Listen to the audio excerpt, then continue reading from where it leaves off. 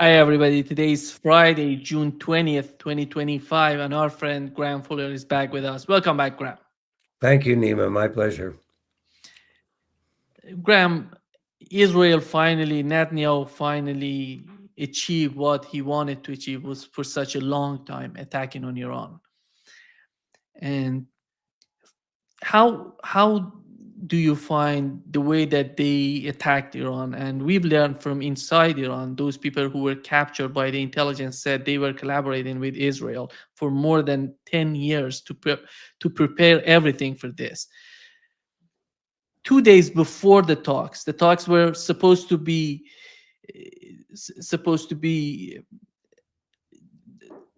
the United States and Iran were supposed to talk to each other on Sunday, and on Friday, Israel attacked Iran. The same happened, if you remember, with the talks between Russians and Ukrainians. Days Exactly. before, the same sort of attack, drones going in and hitting the strategic parts of Russia. But somehow the escalation in Iran, the attack on Iran was different because a combination of what has happened in Lebanon, decapitation, and what has happened in Russia, the drone attack in Russia. Your take on what has happened? Well, the war obviously is getting quite vicious in a different sense. For war is always terrible and people always die. But when you start conducting foreign policy by assassination, I think you're getting into very dangerous ground. The difference between assassination of leadership and regime change may not be that great. And Netanyahu and Israel have always sought uh, regime change within Iran.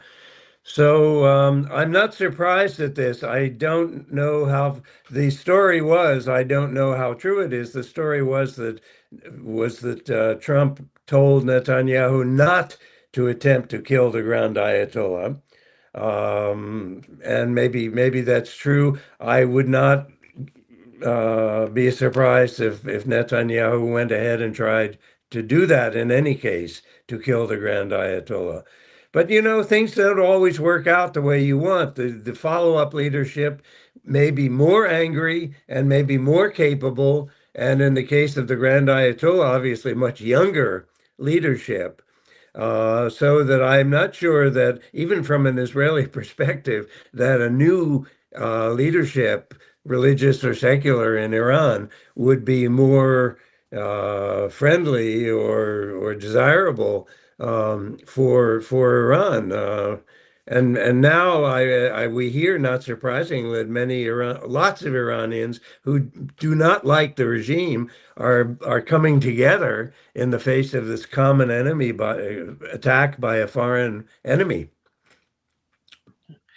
Russia pointed out that even if they assassinate the supreme leader of Iran, the power in Iran is so much consolidated. They know what they do. They are various parts of the government can take over. They can manage everything inside the country. It doesn't seem that would be if you kill the leader of Iran, the supreme leader of Iran, that wouldn't change anything in Iran. I don't know if they would do that, and they make a huge mistake. Look at what's happening right now between Iran and Israel. I don't see Israel being capable of continuing the war of attrition that they've started.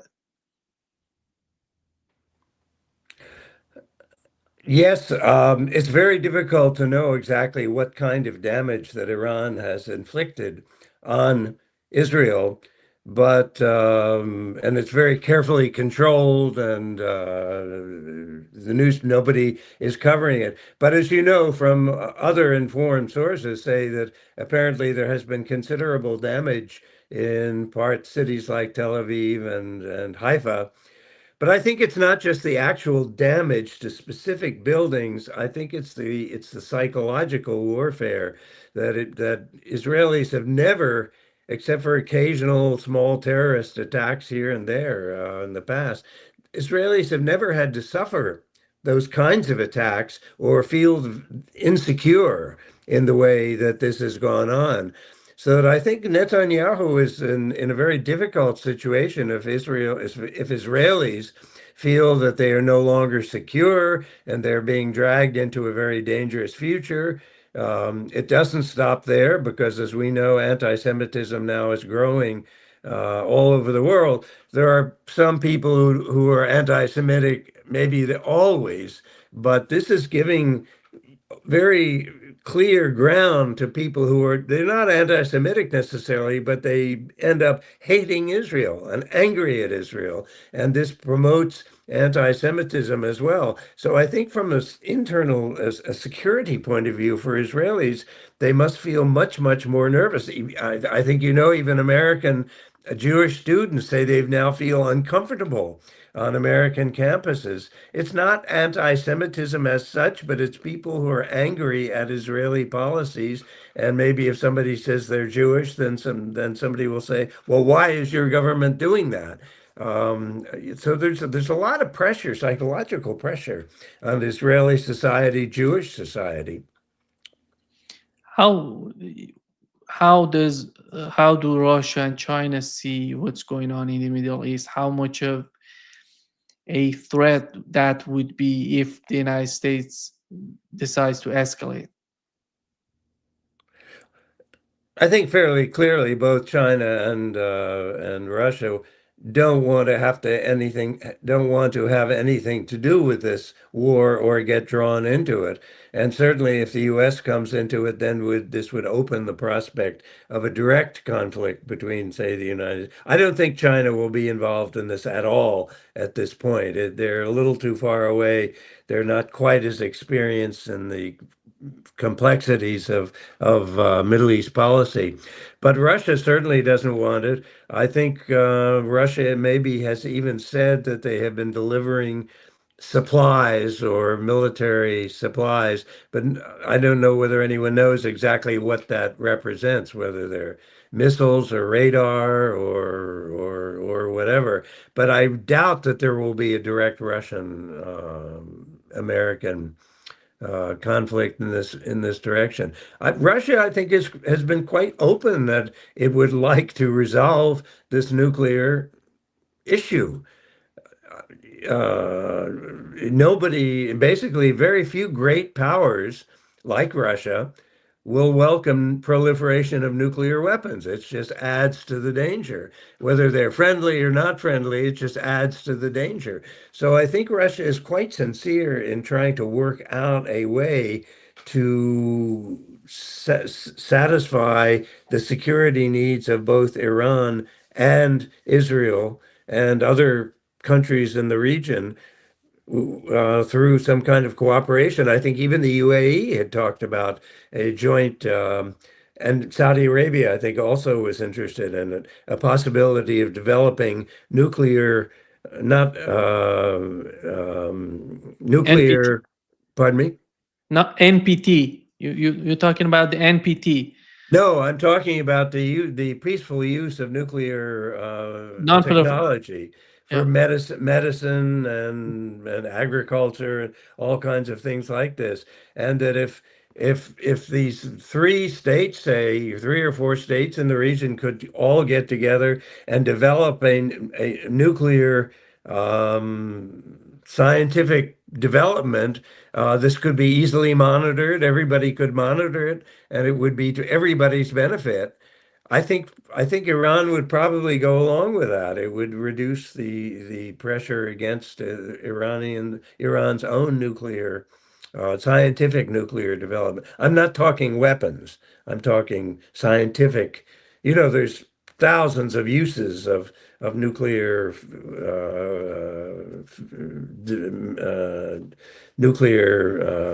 elements in many fields that have nothing to do with the military. no, exactly. In agriculture, desalination, various branches of the science, they're using it in Iran right now as we Yeah. talk. But Graham, we know that the United States, without the United States letting Israel to attack Iran, that was not possible. Even with the Biden administration, with all that said, we know that the Biden administration, we talked before. That was the worst administration, all of that. But they didn't let Netanyahu to attack Iran. We know that actually.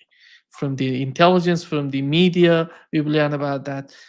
But Donald Trump has decided to let Netanyahu do what he wanted to do for such a long time. What was the main reason in his mind, in your opinion? You know, Donald Trump is a very difficult figure to either predict or fully understand. He's very mercurial. He changes his mind very frequently. He's not necessarily well informed on these issues. He's impulsive. So that makes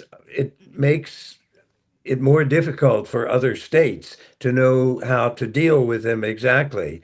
In this case, many people believe that Trump was very serious about wanting to be the peace president.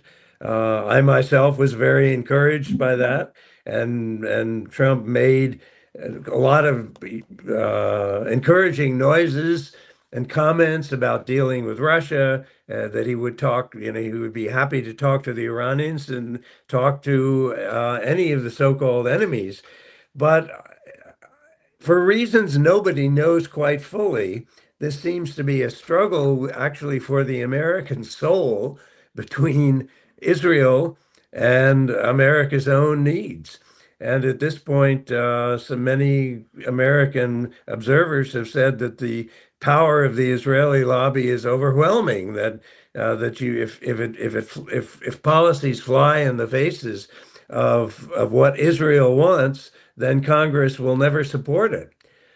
It's hard to know exactly how far you can go. I think so many people in the world, including even in the US Congress, have been so shocked and appalled and horrified by this genocide operations within Israel that Israel is losing some degree of its support that it usually could count on.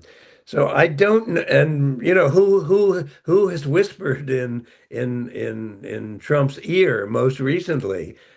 Maybe somebody tells him one thing, somebody tells him something. Nobody can really predict this, but I agree. I think he seems to more recently been swayed more towards policies sought by Netanyahu than he has by earlier, more commonsensical views of his own. It's far from over. We don't know where this has gone. When Trump says he hasn't made up his mind whether he's going to join Israel or not, and that he'll tell us in 2 weeks, that's not all bad. I think he wants to see the way things go. I think preferably he would not. I think if it looks like there's no need for American involvement, that he would be very happy not to have to become involved. It could be that Israel itself would decide that this is not a successful operation and might pull back and ask for negotiations in some way. Maybe Trump is hoping for that. But there's so many factors of who has Trump's ear that I don't know where it will go. But I suspect it's not as positive at all as Israel had hoped. We've learned that Israel received 14 weapon shipments from the United States and Germany since this war started. This war started this last Friday. It's been 6, 7 days in the fight, and they received 14 weapon shipments. The latest shipment were carrying the missiles for the air defense system of Israel. And the other article in the Financial Times, also it was in the New York Times as well, that Israel is running out of missiles for air defense system. How can you decide to go to war with a country that you know has a lot of missiles, and you know that your air defense system are incapable of fighting a war of attrition? They know what we learned from the war in Ukraine. It was almost incredible amount of information came out of the war between Russia and Ukraine. Then with all that said, you decide to go to war with Iran when you know the fragility on your part. I don't think Israel fully understood what it was getting into. I'm sure there's lots of intelligence reports saying what kind of missiles they have, but I think there's always been a certain degree of arrogance on the part of Israeli military, a feeling that they're comfortably in control of most situations and that they can decapitate leader after leader, and they have done so very skillfully, as you know, in taking out Hamas and Hezbollah leaders and others. But I don't think Israel was quite aware of what was going on. I think I think they believed that perhaps a surprise attack, as did take place, when Iran was not expecting it, that might change the game. They maybe hoped, all kinds of people whisper in Israel's ear too, and people who hate the regime and say, "Oh, everybody hates the regime, and if you kill the Ayatollah or whatever, that if people will be out and dancing in the streets, and the regime will fall apart, and everything will change, and it's the end of the Islamic Republic."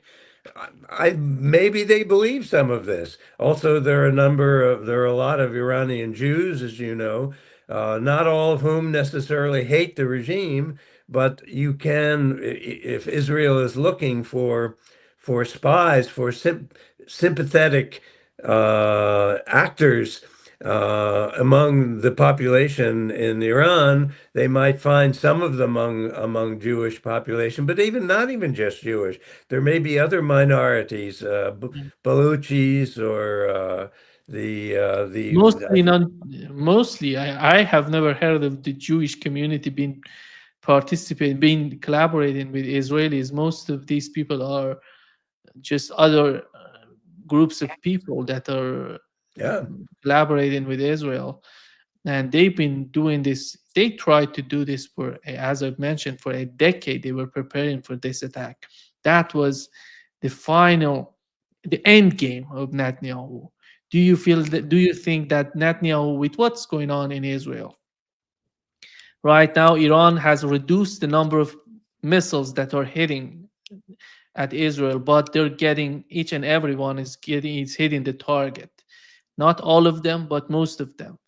And when you look at Israel and in the aftermath of the attack on Iran, do you feel that Netanyahu has achieved what he wanted to achieve, or he's going to be in a very dire situation in the aftermath of any peace treaty, any sort of settlement between the two parties? No, I think he has not remotely achieved what he would like to achieve. Certainly, there have been some, I don't know how you'd measure, successful attacks on some of these nuclear installations. Uh, but let's remember that the public goal has always been to take out the so-called Iranian threat of nuclear developments. But that is not the end of the game. The end of the game is to destroy Iran. Basically, fundamentally destroy Iran as a major geopolitical player in the Middle East. Israel sees only Iran left as a significant long-term geopolitical rival. I would add that I think they should not exclude Turkey as well, because I think Turkey is not in general on board with Israel or very sympathetic to it. But that's another issue, and that involves other complexities. But Netanyahu, if he destroys the nuclear production in their Facilities. facilities in Iran, that will be something of an accomplishment. But everybody knows that these facilities can ultimately be restored within weeks, months, etc., depending on what it is. But if he has not really destroyed the Islamic Republic, I think he hopes to actually change it ideologically. Uh, I, I I think that's quite foolish and fantasy, but because Iran is going to be permanently suspicious of the entire Western agenda.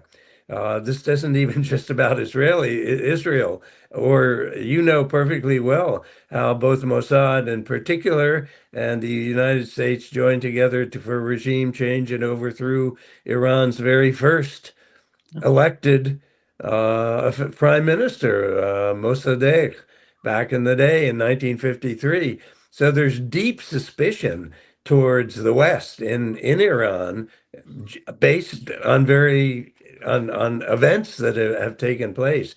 So I just don't. I'm sure you can have a different Iranian regime, maybe more democratic, who knows? But I don't think it's suddenly going to embrace the West with love, as people thought perhaps the Iraqis would all embrace the American invasion against Saddam Hussein. It never happened. The opposition was still there after Saddam was killed. As you've mentioned, Donald Trump said that within the next 2 weeks, he's going to decide if he's going to join Netanyahu and Netanyahu's war on Iran. And British media, by the way, they're somehow, the role of the British in Ukraine, but the British media, I've never heard of any media in the United States talking about it. The first and the last one was the British media talking about the use of tactical nuclear weapons against Iran. Donald Trump using them. Do you think, if let's assume that let's assume that the British are right, that Donald Trump would use those type of weapons, what would be the consequences of that sort of attack on Iran? Well, as we have been talking just now, Nima, I think that the British are playing one of the most dangerous and irresponsible games of almost any state in the West. Certainly, even more dangerous or irresponsible than Washington. And I think the British mindset is that they've never quite gotten over the loss of empire, global empire. And with the loss of that empire, have been struggling to reassert their power and position and influence, and see themselves as riding the U.S. pony or the U.S. horse, to be the brains to the American muscle, and trying to influence and maintain both in Ukraine as well as in other parts of the Middle East. I think this is extraordinarily irresponsible of talking about tactical nuclear weapons. It's not only a question of just how much explosive power these weapons have, it's a psychological and technological threshold that once you cross that, you're in a brand new world. And you can say, well, it's a small tactical nuclear weapon. Well, what's to say that the next nuclear tactical weapon will be bigger and bigger? Where is the threshold? Where is the dividing line? It's not there. I think Trump understands. I think the Pentagon understands that, basically, that you're on a very dangerous slippery slope and nobody wants to go there. So the British are, wildly irresponsible in promoting that line. I don't think it's going to happen because of just for what I have been saying, it is such a significant psychological and military barrier. But I would not rule it out in the case of Netanyahu. I mean, this guy is apocalyptic. I mean, he may not personally be all that much, but the Jews, it's the chosen people, and God is on their side. Did you see this really quite shocking letter from the American ambassador, Mike Huckabee, in Israel, who wrote to Trump? I think it was Trump's birthday or something. I don't know. But he said to Trump, he said, God saved you for this mission when you got the bullet in your ear. God preserved you so that you could carry out this mission and ultimately fulfill and bring Israel to its complete its future state, Uh, you will be famed for the rest of time if you undertake this kind of activity. He's clearly talking about nuclear things. This is again insane, but I think even Trump in his more irrational moments really doesn't want to go there. But the pressures are there. And if Netanyahu does something, who will respond? Will Iran use tactical nuclear weapons in response back? Will Pakistan maybe decide that they would like to contribute their existing nuclear capability? These are huge and dangerous questions. For those people who don't know Iran, they say that Iran, it says death to America, death to Israel. But when you come from the society, Iranian society, you understand, I understand what's going on in Iran, in the mindset of Iranians, because the main problem, Graham, is not the United States. The main problem is what's going on in Palestine with the Palestinians. That's why Iran is talking this way, because they see Israel, the actions of the Israeli government and the way that the United States is helping them. I can guarantee you that there is no animosity toward the United States as being the United States without supporting Israel in what they're doing in Gaza. If they decide not to support Israel, Iran has no problem with the United States. And the other thing, Graham, that is somehow important to be considered is that why did Iran decide not to pursue nuclear weapons? What do they want? Where do they want to use these weapons? It would be at Israel if they want to use it. So why do they use nuclear weapon against Israel while they can kill a lot of Palestinians, when they can destroy all the land and destroy everything in Palestine? It's unbelievable that they would never do that. Anybody who understands what's the mindset of what's going on, the animosity between Iran and Israel, would never think that Iran would attack Israel with nuclear bomb. It's unbelievable. I don't know why for the United States so much difficult to understand Iran would never, even in the worst case scenario, if they achieve nuclear weapon, they would never use it against Israel because of Palestinians. Well, Nima, I mean, with smaller nuclear weapons, you could use them against Israel proper without necessarily directly involving. But in Uh, Israel proper, there is a lot of half the population are Palestinians. You I you know, cannot no, ignore that. well, I know, but I'm not. You tell that to Zionist organizations, and they won't. That won't change their mind whatsoever. There's this slightly apocalyptic mentality. It goes back deep into Jewish history and the whole Holocaust and all of this kind of thing. These are apocalyptic visions, and I think they are. And I mean, frankly. Iran has certainly made very volatile and remarks about Israel in the past that would suggest that it would like to destroy the state of Israel. I'm not saying this is official policy at all, but among hardliners, there are probably those who would say that.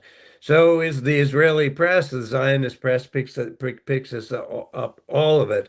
But I would say most people in the West, and certainly Europe as well, believes that Iran would like to destroy Israel if it could. It probably not true, but the problem is the perception. And I don't know how you go about changing that particular perception. And then right now, with this going on for the first time, bombs falling, missiles falling in Tel Aviv and Haifa, maybe this has awakened some sort of apocalyptic view within, the Israel, the Samson option of having to bring down the whole world if necessary to save Israel. I don't know, but it's not just a military issue. It's a deeply psychological, cultural issue in which the deep insecurities of Israel of Jews, for good reason in part. The whole Holocaust experience and anti-Semitism in Eastern Europe for centuries. There are there's soil is the soil is there to receive the seeds of suspicion and fear among Jewish population, whether they're Zionist or not. There is a decision to make in Israel in the aftermath of this attack, with considering what's going on in between Iran and Israel. They want to be the Israel of what Netanyahu represent. They want to be an Israel that would make some sort of understanding of what's going on in the region, and maybe decide to do whatever the international community is trying to. They're they're talking about two-state solution. Some people are talking about one-state solution. Everybody has a vote, and they can decide about the future of the country that would exist in Israel, in Palestine. Do you? I don't see that Donald Trump would be able to achieve that. Do you feel that Donald Trump would move toward that? In that this war, you talk about this war. This war cannot last as the war in Ukraine lasted for more than 3 years. It's impossible. It's impossible to continue this war. What is going on, in your opinion, in the mindset of those people in Washington? Well, as you know, the talk of a two-state solution has been the mantra in Washington for maybe 30 years. I mean, ever since I've been involved in the Middle East, everybody's always talked about the two-state solution. I think to me and to many other people who know the region pretty well, had came to the conclusion that however nice an idea in theory it is, that Israel has been working desperately hard to, as they say, create facts on the ground to make a two-state solution impossible. And now with sending all these settlers into, it's not just Gaza, into the West Bank, chopping down Palestinian olive trees and burning Palestinian homes there. It makes it very, very difficult to imagine how you could have a two-state solution.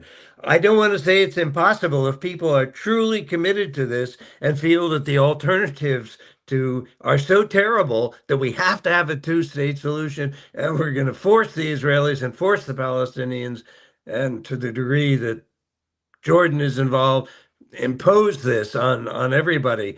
But I don't see this as an immediately realistic solution.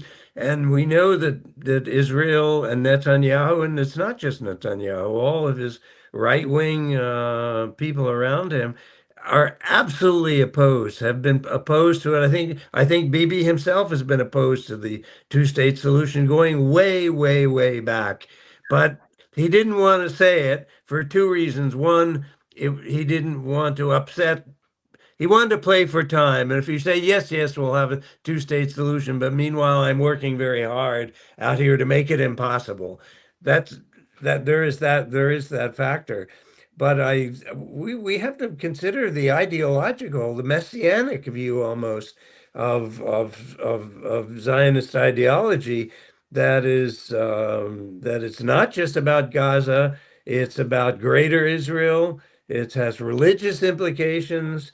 It's all about, of course, not Jordan and parts of Lebanon and parts of Syria, and there are even supposedly parts of Saudi Arabia that potentially go back into biblical times of maybe Jewish settlements, whatever else. And it isn't even just the Bible, but it is the sense of power. Netanyahu and probably most so-called realist Israelis, I have this vision of being the dominant hegemon in the Middle East.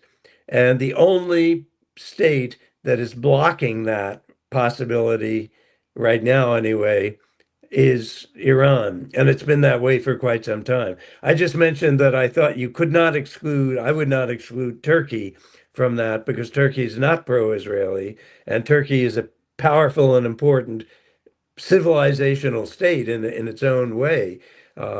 Maybe Saudi Arabia down the road, who knows, might have. But essentially, right now, Iran is seen as the single threat, not just nuclear power or nuclear weapons, but to the entire Zionist hegemonic project. Yeah. To wrap up this session, Graham, you mentioned Turkey, and I know that you are interested in what's going on with the case of Turkey and the internal policy or foreign policy of Turkey in the Middle East, in the West Asia. How can you evaluate the behavior of the government in Turkey, Erdogan? And this attack on Iran was somehow different from what we've seen so far in the Middle East. It's a new escalation. We haven't heard before, we haven't seen before anybody attacking Israel the way that Iran is attacking Israel. It's something new. It's something new. And how do you see the policy on the part of Turkey?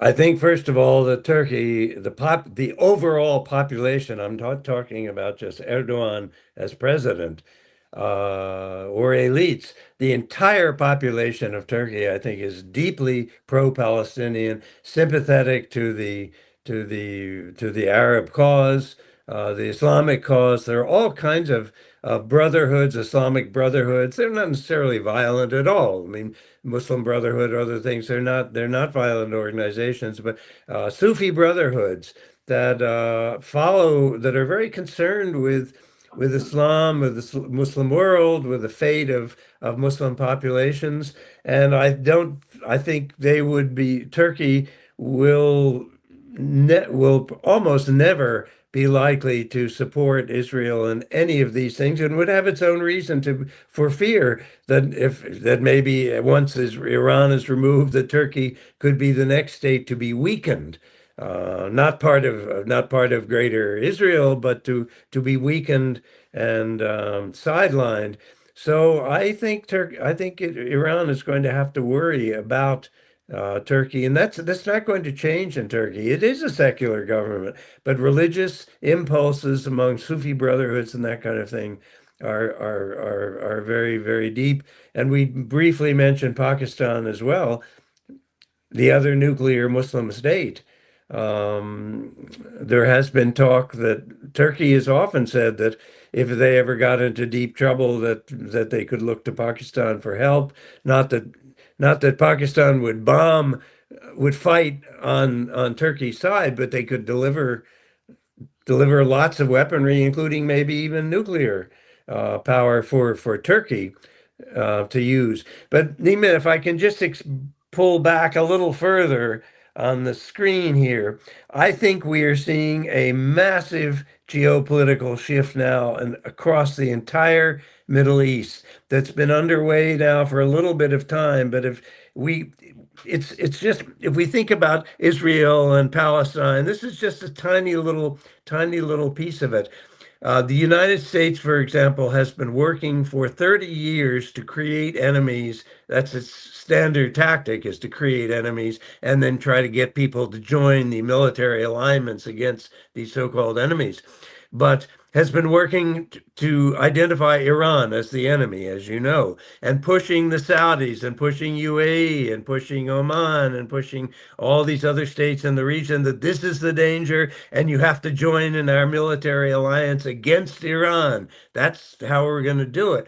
Well, that began to fall apart, and in one the first step, brilliant move, when a year or two ago, China became involved in negotiations between Saudi Arabia and Iran to try to overcome the problem and bring about a resolution, a peaceful resolution of relations between them. And that is now working. No, Saudis may not end up loving Iranians. That's not the point. The point is that they have decided they do not want to have a hostile relationship, and this is holding up. We've had visits back and forth from So at this point, you have a Arab world, especially in the Gulf, let's say the Gulf, that is by and large united and deciding that they do want to work with Iran. They don't want war. That's the last thing they need.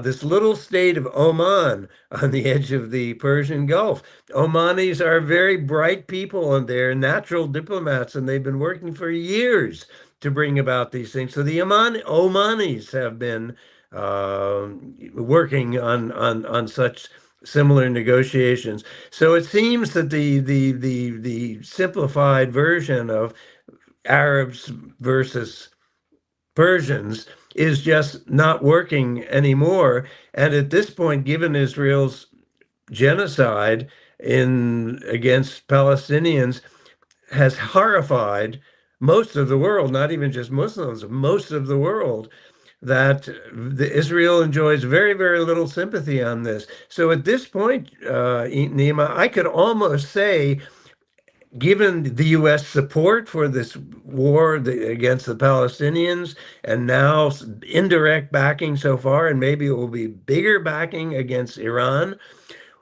maybe we are really seeing a new Zionist bloc, which is the United States and Israel. Because the United States is, of course, mainly not Zionists, but it's Zionists who are running U.S. foreign policy in the Middle East. At that point, we were talking about this very small group. I think even Europeans would get a little bit nervous about getting too deeply involved in this. But the Americans and the Israelis are simply going to be out of the picture as these movements like BRICS grow, of which Iran is a member, and so many other states in the region are members. That it's redrawing the entire world, in which a kind of neo-colonial American Zionist project is no longer there. But I don't think it's going to die in the U.S. for quite a long time. People have talked, American military strategists talked for years during the Cold War about how Israel was the unsinkable aircraft carrier in the Mediterranean to support American ambitions. So you can see that's all coming apart. It's now just the U.S. and Israel, a Zionist bloc, if you will. And the rest of the world is not going to be comfortable with that or supportive of it. And I don't know how the U.S. is going to be able to get out from under this, given the power of the Zionist lobby in Washington. This truly could be a massive game changer, geopolitical massive game changer in that whole Middle Eastern, Southwest Asian region. Yeah. Thank you so much, Graham, for being with us today. Great My pleasure, pleasure. as always. Likewise, Nima. I always enjoy our discussions. Take care. Take Khoda care. Hafiz. Khuda Hafiz. Okay.